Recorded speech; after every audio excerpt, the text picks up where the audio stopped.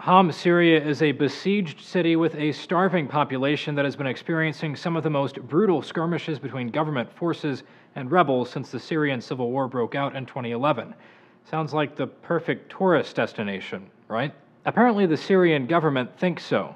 Syria's state news service, the Syrian Arab News Agency, reports Syria's Minister of Tourism said Saturday that areas near Homs plan to witness a prosperous tourist season as miscellaneous activities are planned during summertime. In the very same article, SANA reports that the minister later visited a hospital in Homs to check on civilians injured in 2 deadly bombings in the city.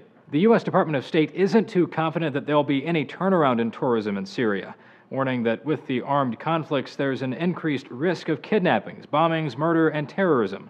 Indiscriminate shelling and chemical warfare also get a mention. While the report is actually referring to the historic Crusader castle of Coq de Chevalier, the hopeful tourist destination is only a little over 30 minutes from war-torn Homs. The Crusader castle hasn't been able to escape the violence of the Civil War.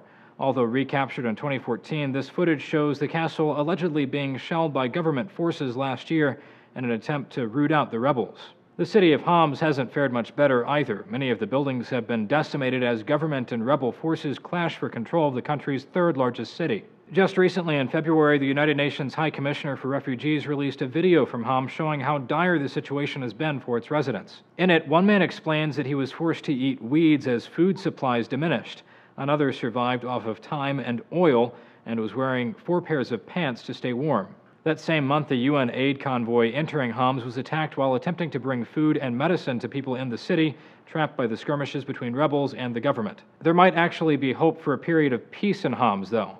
A deal between the Syrian government and rebels in occupied parts of the city will allow the rebels to surrender territory in exchange for safe passage to other rebel-held areas. While Al Jazeera reports that the withdrawal has been delayed, a ceasefire still holds, preventing combat for the time being.